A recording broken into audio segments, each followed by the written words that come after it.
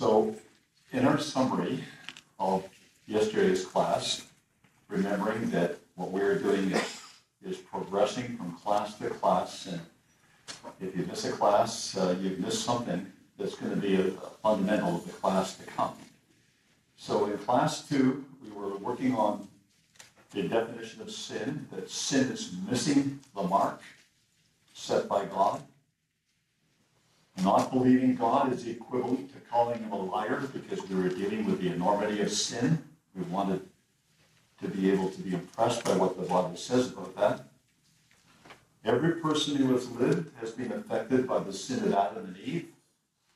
So when you speak of the enormity of sin, you can see how it grew from one man to everybody.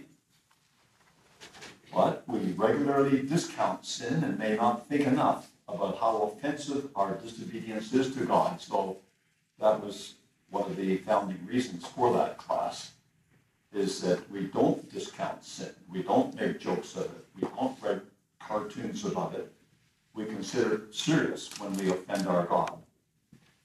God uses chastening, however, often called my service, in order to correct those he loves.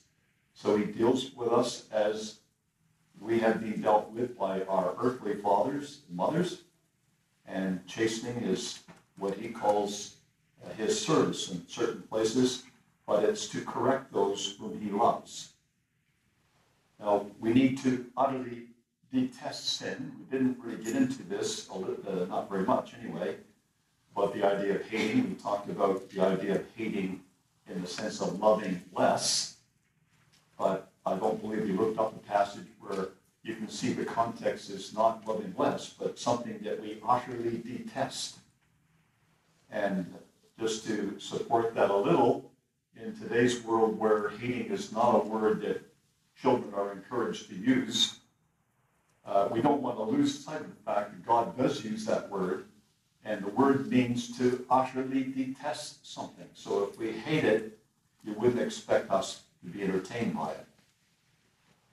And then that the antidote for sin involves humility, forgiveness, and reconciliation. So God doesn't leave us hanging on this issue. There is an enormous side to sin that we have to see from God's point of view and not forget it. But it is to lead us to another step. If we really are crushed by our sin, and we feel like David did in some of the Psalms that he wrote about it, that would be the direction God intended us to go in. But in this class, we want to look at this aspect that God can bring good out of evil. Now, I don't know if you've ever thought much about that idea of bringing good out of evil. You may have thought of it in some senses in your own life, where we've had to do something and to try to get good out of a very bad situation. But God's a master at this. And that's why we want to look at it more deeply in this class. But you see, you can't start this unless you have a respect for God. This is not for everybody. For people who have no respect of God, they surely will not have any respect for what God's trying to do. But you can see in Romans chapter 9, verses 20 to 21, that the Apostle Paul is trying to, just to keep it in mind, that God is the potter. So we read, Nay, but, O man, who art thou that repliest against God? Shall the thing formed say to him that formed it, Why hast thou made me thus? Hath not the potter power over the clay, of the same lump to make one vessel unto honor and another unto dishonor? And you know, if you've ever had the opportunity to work on a potter's wheel and to make something and, you know, perform with our own hands what God is doing with us, using us as the clay, it gives you a much better idea of what that process means. And yeah, you can take full authority over the clay, and you don't expect the clay to rebel, except if it gets dry. You can't mold it as well. But we've got to have that respect for our God. And you might never think we'd ever need that, but when difficulty does come our way, especially personally in our life, which may have otherwise tragic circumstances around it, we need to understand that God is the potter. The subject doesn't end there, though, because God also says in Isaiah chapter 45, verse 5, I am Yahweh, there is none else. There is no God beside me. I girded thee, though thou hast not known me, that they may know from the rising of the sun and from the west that there is none beside me. I am Yahweh, there is none else. I form the light and create darkness. I make peace and create evil. I, Yahweh, do all these things. Now, for people who do their readings every day and make little notes from time to time and want not to let things that have impressed them just fall through their hands and get lost, when God says, I am Yahweh and there is none else, you go back to what Pharaoh said when he was pursuing the children of Israel to the point of going into the Red Sea. It seems that he was trying to play Yahweh because he used all the things that we know Yahweh for when he says, I will do this, I will do that, I will do something else. Many sections of Scripture are set out that way, where we have the name Yahweh introduced, and then we have maybe 7, and quite often it's a multiple of 7, either 7 or 14 or maybe even 21 times that you see what God will do. So the idea of Yahweh is expressed in something he will do as well as other things. I am the one who will do. There is none else. It's not just God saying, well, I'm God, so whatever idea you have of God, I am the only one. He's working on his name. I am Yahweh. I form the light, create darkness, make peace, and create evil. I, Yahweh, do all these things. Yahweh is the one who will do what he says. There is no other like unto him. Now, when help is Israel, we read this little paragraph, which is quite instructive for those who may not have seen this idea, that God is the author of evil, but not of sin. So if one believed that there was some rival to God, Satan the devil, a fallen angel, that was really the author of evil, the author of all the things that we see that are bad about us, they need to read the passage that says, I create evil. But John Thomas was able to put it this way: the introduction of sin into the world necessitated the constitution of things as they were laid in the beginning. If there had been no sin, there would have been no enmity between God and man, and consequently no antagonism by which to reduce good out of evil. Sin and evil are as cause and effect. God is the author of evil, but not of sin, for the evil is the punishment of sin. Now, when he says he's the author of evil, he is the author of evil in the sense of what he does with it and why he introduces it. But in many cases, we are our own author of evil or of bad or of things which are of no worth. But God, in being the author of evil, is not the author of sin. And that's the point that is very important to see as we develop this little area. No, we'd never know this apart from it being revealed. And that's just so true. Many, many important subjects in the Bible. You'd never know it otherwise. How would we ever know that God is like a father that chastens?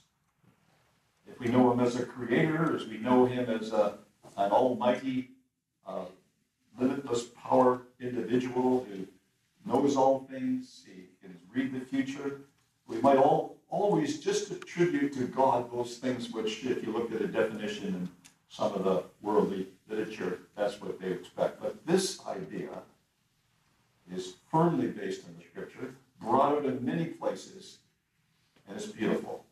Proverbs 3, verse 11, my son, despise not the chastening of Yahweh, neither be weary of his correction. For whom Yahweh loveth, he correcteth, even as the Father, the Son, in whom he delighted. But how can we be certain, brothers and sisters, that it's Yahweh that's chastening us? And it's not just circumstances. It's not just time and chance at work in our life. Well, you can't always be certain of that. But when we look at things that have come to pass, which we would put in the category of evil, that would be one of the options we would consider. A person who hasn't read this or wouldn't know about God chastening people wouldn't consider that as an option. Oh, it's just time and chance. You just happen to be in the wrong place at the wrong time or something like that, as trying to explain how evil came into our life. But I think that Christadelphians are not governed that way. If you're governed by the scriptures, you're always thinking, is God trying to tell me something? One of the first questions that comes into your mind is God working in my life? And really, without that mindset, I don't know that we could draw any closer to him on this. Because in Hebrews chapter 11, or 12 rather, where it speaks of this again, and in verse 5, it says, and you have forgotten the exhortation which speaketh unto you as unto children. My son, despise not thou the chastening of the Lord, nor faint when thou art rebuked of him. For whom the Lord loveth, he chasteneth, and scourgeth every son whom he receiveth. Now, I hope that doesn't make us scramble in our mind to try to think of the time somewhere in our life where we would say, yeah, God was obviously chastening me there. Because that wouldn't be a very good thought to have. If he scourges every son whom he receiveth, then we ought to be able to see or remember thinking it through and something had happened in our life where we're quite certain that God was working in our life to change our way, to direct us in a way we wouldn't have gone before. So for people who love the Word of God, and in particular for whom God loves, he chastens us. And it would be totally unusual for us to ever get through life without seeing that sometime in our life. So to carry it further, and just using the ESV for a little clearer wording, in verse 7, Hebrews 12, it is for discipline that you have to endure. God is treating you as sons. For what son is there whom his father does not discipline? If you are left without discipline, in which all have participated, then you are illegitimate children and not sons. Now that's a revolting thought. To think that we are illegitimate, that we don't have any claim to be a son of our God. Because that's the great invitation that we're following. That's what's interested in us in following our Lord Jesus Christ and looking for his footsteps, that we might be the sons of our God, as it gives us that promise in the book of Revelation. But sometimes I think, brothers and sisters, we have to look at this again, because in many cases, there wouldn't be really a good sense of discipline in a household. It's random.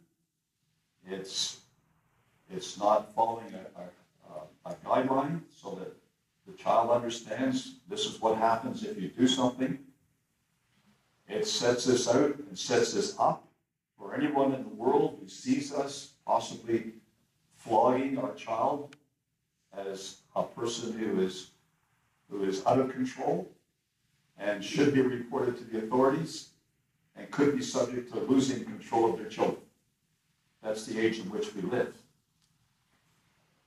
So when he bases the real lesson of discipleship on verse 7, it's for discipline that you have to endure.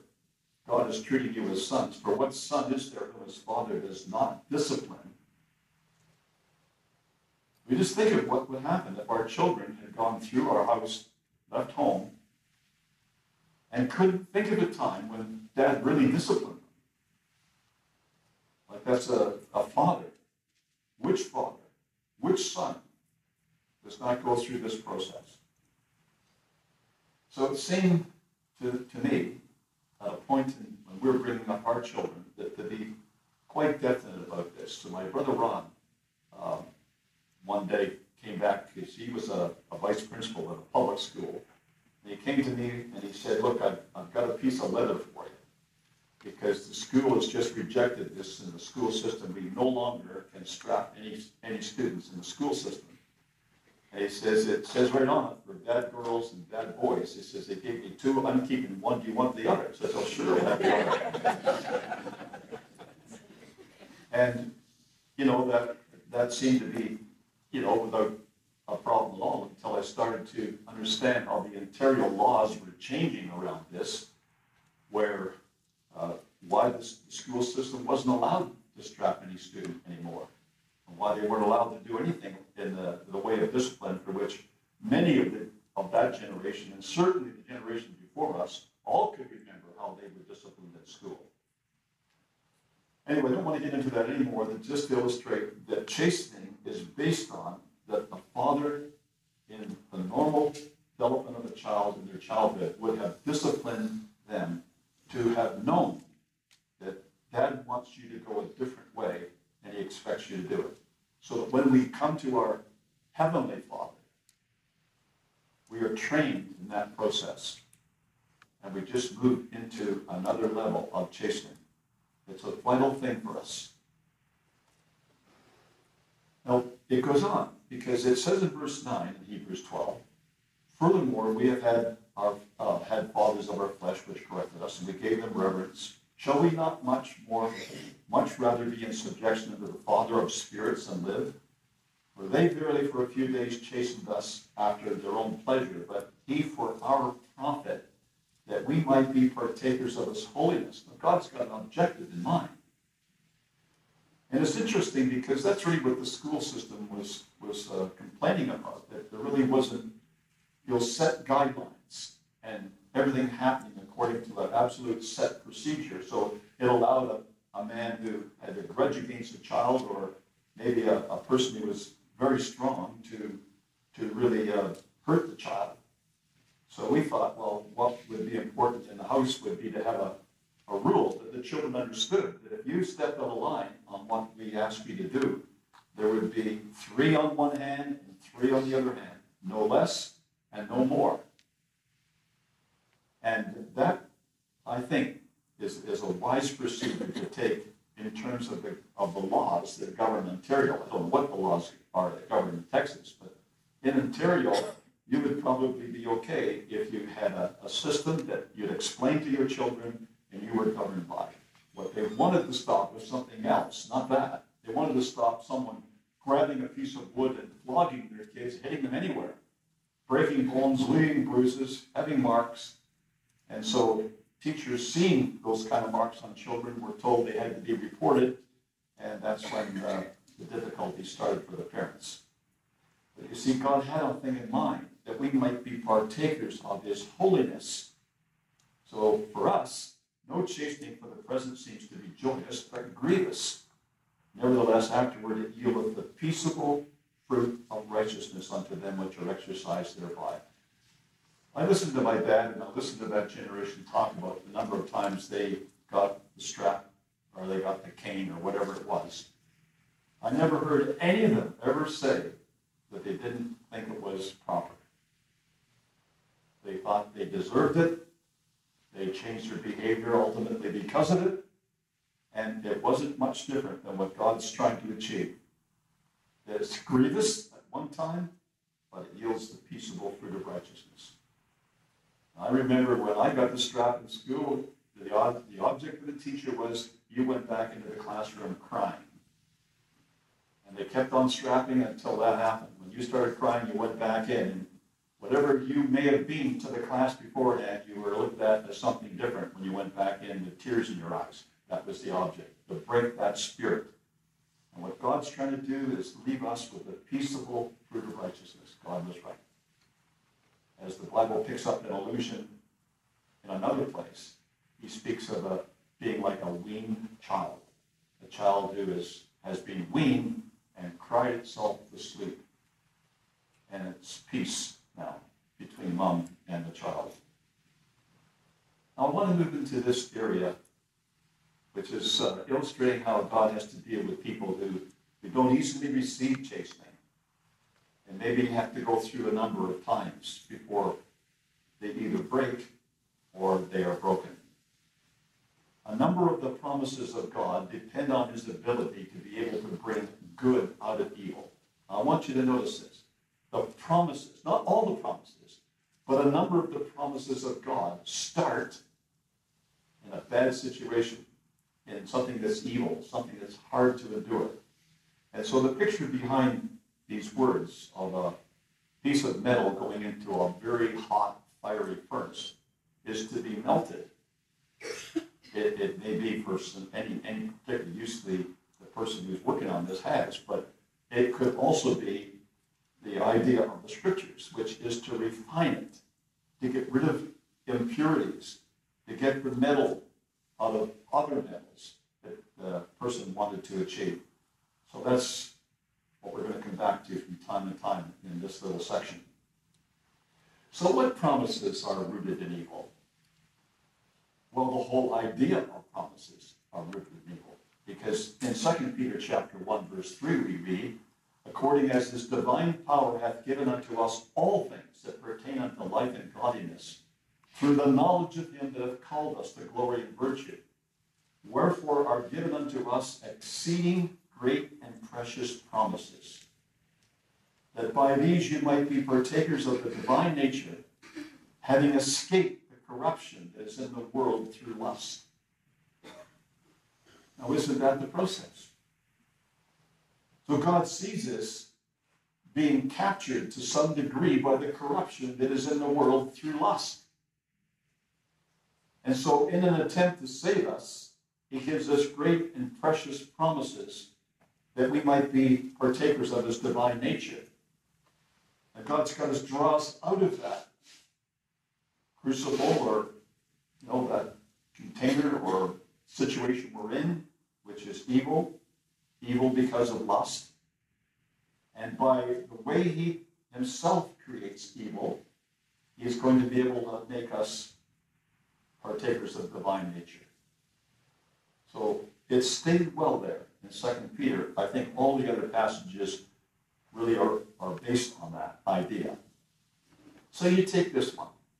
In Romans chapter 8, verse 28, we know that all things work together for good to them that love God, to them who are the called according to his purpose.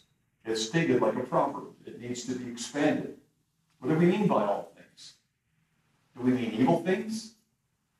Do we mean that things like, we had a car accident and it cost us a lot of money, or we're hurt, or, someone else is hurt? Do you mean those things work together for good? Well, God doesn't put any limits to that. He doesn't have to put any limits. He just says all things work together for good to them that love God, to them who are the called according to his purpose. Now, that is really an important verse, because there are many things that we probably at one time or another would have to go back to that verse to find some ground to start to grow again. So if we went home and our home was gone, it was burned, it was blown away, whatever happens in disasters, if a person goes back with the mindset, we know all things work together for good to them that love God. You can have peace of mind. It might cause us difficulty and trouble, but that's our God. Promises rooted in evil. 1 Corinthians chapter 10, verse 13. There is no temptation taken you, but as such is common to men. And God is faithful, who will not suffer you to be tempted above that you are able, but will with the temptation also make a way to escape that you may be able to bear it. Now think of it this way. If it was totally dark outside, and the lights went out, and we had an emergency here to get out of this room, you can see that this room complies with the law. Exit, exit, exit, exit, exit. I can see 5 exit signs. And they would be battery driven, so if the lights went out, they'd still be on. We all know how to get out of here. Now that is a very well-known principle in our life, and it's exercised in buildings like this, newly constructed buildings, not so much in older ones. This verse is speaking something like that. You only need those exit signs, really, when you've got an emergency. When there's something happened that we've got to get out quick, we know where they are. What's God saying? Well, let's read this again. There's no temptation taking you, but such as is common to men, but God is faithful, who will not suffer you to be tempted above that you are able, that is able to bear. But will with the temptation make a way to escape it, that you may be able to bear it. Now that goes right back to this battle we're having in our mind, because many things that we see, because our mind is fleshly, we don't want to get out of it. We don't want to see an exit sign. I just want to see where this goes. That's called flirting. But the spiritual side of our mind, seeing the same thing coming in on us, that the spiritual side is the one that's exercised. If it says, this is temptation coming, you will look for exit signs. God said, he will with the temptation make a way to escape. Proof case, Joseph. Potiphar's wife was coming. And he, in his spiritual mind, said, this is trouble, this is temptation. Where is my way of escape? And his way of escape was to flee, get out as fast as he could. But you see, it's a war between the fleshly part of our mind and the spiritual side of our mind. Which side of our mind is being exercised? If we got into this situation because it was purely a fleshly thought and we're being driven by that, we may never allow the spiritual side of our mind to take control and to find an exit, to find a way to escape. But if we're trained by this passage to think, when you get into temptation, look for the exit. God promised us there'd be exit signs. And we'd be looking for them. And we'd get out of there and wouldn't have to endure that particular temptation. He tells us in 2 Corinthians chapter 4, verse 7, we have this treasure in earthen vessels, that the excellency of the power may be of God and not of us. Well, every one of us that had breakfast this morning went to the cafeteria and got a dish. And it really wasn't our object to get a dish. It was really, the object was to put some food in it. In other words, it was to get some food so we could eat it, and the best way to get it from where it was to where we actually wanted to sit to eat was to have a bowl or to have a plate. The vessel was of no consequence. What was on it was the consequence. And if we could think of it something like that, or any analogy that actually accentuates this teaching, we benefit from it. We have this treasure in earthen vessels. Not that the excellency may be to the vessel, but to God, who has put what he wants in that vessel to make honor and glory to him. That's the fleshly side or the spiritual side of this warfare speaking in our mind. We've got to be exercised by these verses that teach us quickly to think spiritually. The treasure in earthen vessels is not what we want. We don't want earthen vessels giving honor and glory to us or to anyone else. It's what's in that vessel. We want that to give power and glory to God. Now, the inward man is renewed, as we find in 2 Corinthians chapter 4. It's very important to many of us who are now looking at the end of life. Like, why wouldn't you look at the end of life when you reach the age of 70 and start thinking about the fact that, if we don't even feel like it, we feel good still, we know that the outward man is perishing. But there's no excuse for the inward man perishing. See, the thought that we would have naturally would, we want to keep this body going as long as we possibly can. But the inward man is trying to keep the spirit going as long as it can. And quite often there's a conflict there because we're going to be spending our time with one or with the other. So as he says, the inward man is renewed day by day. Well, that doesn't necessarily happen. The inward man should be renewed day by day, but it won't be renewed if we don't ask for it. It won't be renewed if we don't listen to what God says. So there's qualifications of the inward man being renewed. And the outward man maybe perishing that day, we might not even know it the next day. It comes and it goes. So for our light affliction, which is but for a moment, worketh for us a far more exceeding and eternal weight of glory. You know, in terms of time, isn't that a wonderful verse about how we should think of time, maybe a way we hadn't thought about it? That there's so many things in life that work for a moment that last a lifetime. You ever killed a person in a traffic accident? It took a moment, and it lasts a lifetime. If you're baptized and go through the waters of baptism, it takes a moment. It lasts a lifetime. There's all kinds of things like that, where a moment governs a lifetime. And here, he's applying it to affliction. Whatever that affliction may be, think of it as a moment. And surely, I remember Brother Bob Lloyd showing that. He had some real cute little tricks that he showed us.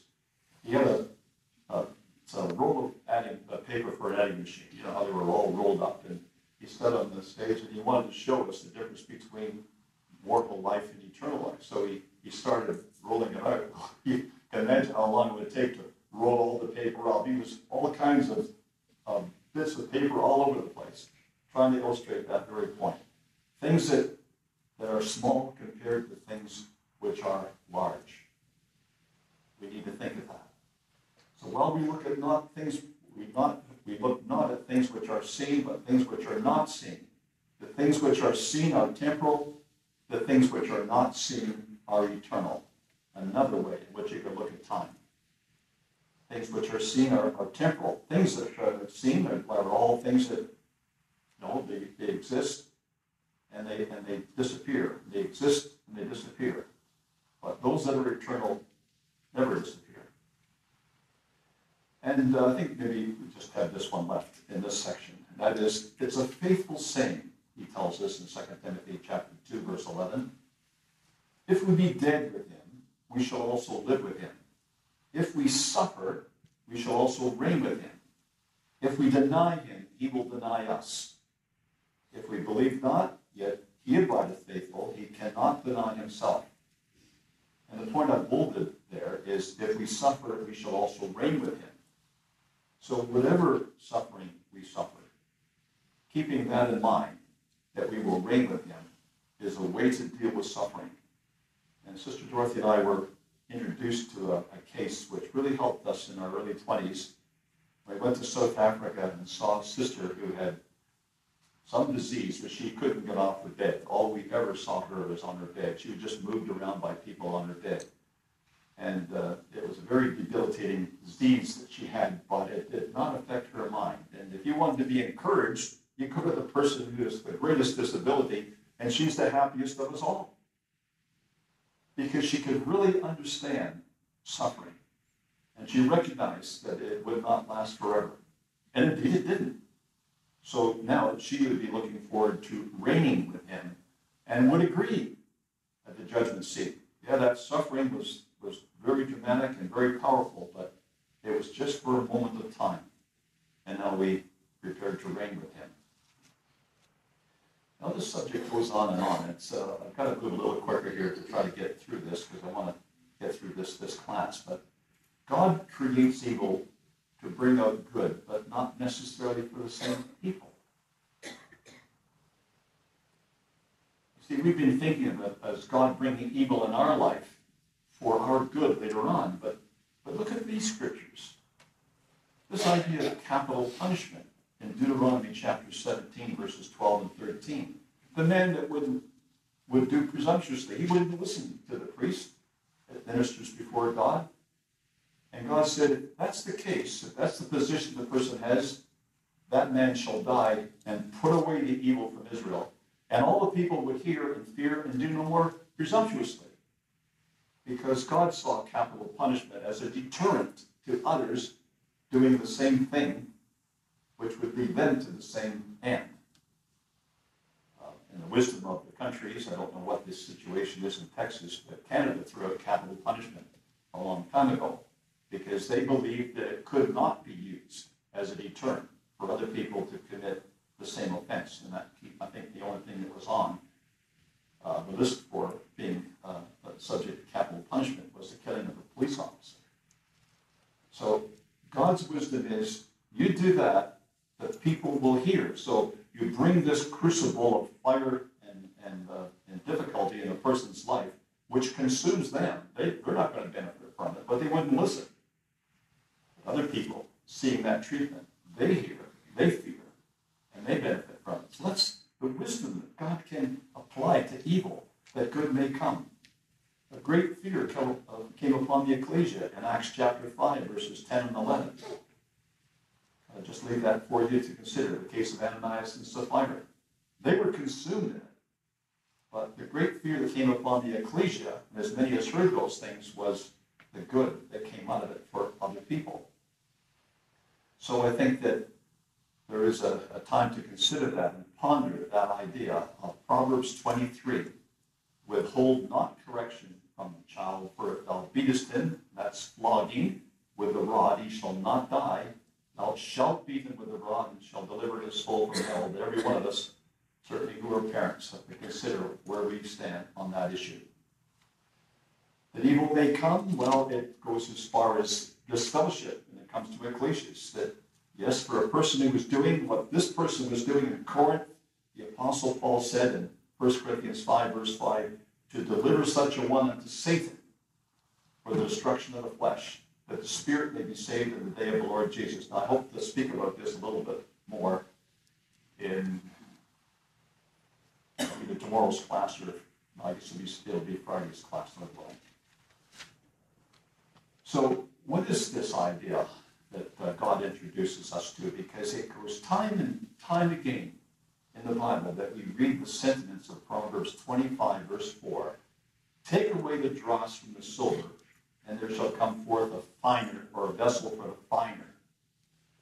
Now, I always thought, and it's probably just because I was trained in metallurgy in university to melt things and to see how things separated because of it, that there shall come forth a vessel for the finer, is that the vessel would be better quality.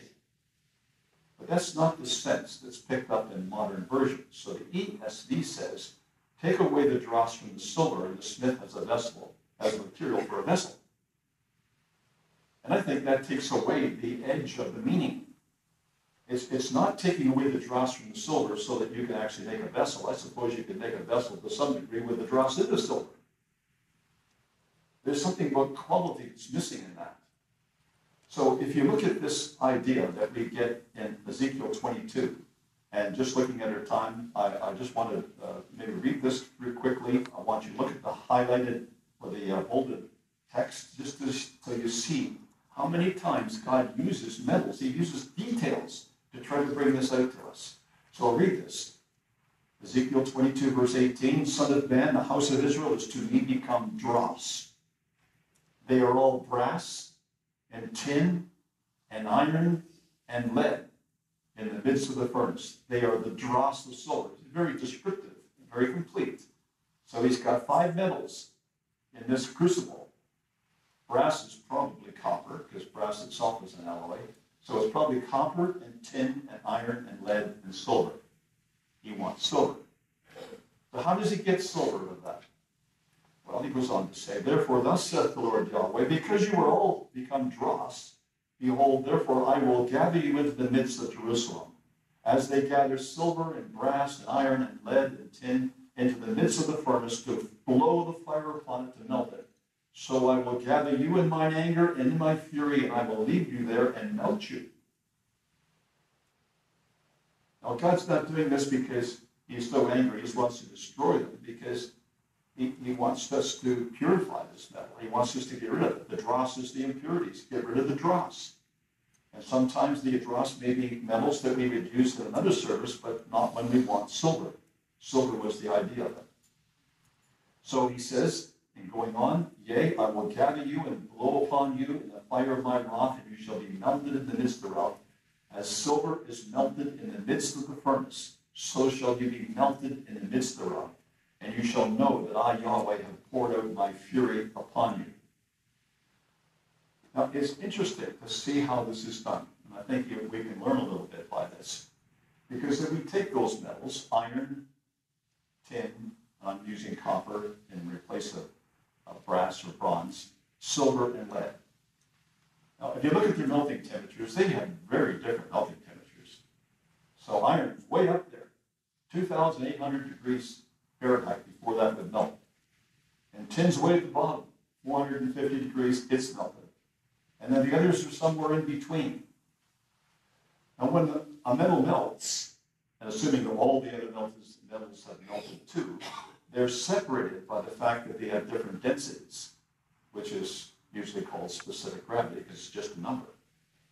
So the one that has the lowest number are the lightest, they would float on the top, and the ones that are heaviest would go to the bottom. So how do you get silver out of this? Well, if you heat the mixture, as we've said here, up to 1,800 degrees Fahrenheit, then you've got it above the temperature of silver, and silver is a liquid. But iron isn't, and neither is copper, because they're both have more heat before they will melt. So that if you were working on this crucible that had these 5 metals in it, and you wanted to get silver, as you heated it up, you could get rid of tin, because tin would melt. And you can see it's got the smallest specific gravity, so as soon as it melts, it would float. It may not float if there's nothing to float on, but assuming the other metals filled the entire basin or crucible, it would float on the top. You get that off by just siphoning it off. You got one. Keep on heating, get the lead. The lead's a heavy metal. As long as the tin's gone, you can just get rid of lead as well. Lead would probably be at the bottom because all these other metals are lighter. They would float like a piece of wood floats on water. They would float upon molten lead. You take lead out from the bottom, not from the top. And you would go through that in that sequence until finally you got silver. But it wouldn't be just a simple thing to do. You'd have to know what you're trying to do. Well, God always knows what he's trying to do. And that's the way he's taken this analogy up. I suppose because many people would have seen this. They would want to go down to see just how people work with metals. And they would notice how they could alloy them. And they could get different characteristics by, say, taking a little tin and leaving it in copper, or taking zinc and keeping it in copper. And it has quite different qualities at the other end. So I just think it's so wonderful how God does that. And he uses these analogies. But to heat something up to the melting point is changing its nature. Like we're normally solid, we're normally stable in being solid, but to be melted and to be in a liquid form illustrates just to what degree sometimes we have to be melted before God can achieve his work of getting silver, the metal of redemption, out of the work he's doing. Just a wonderful thing we have to work with in the scriptures.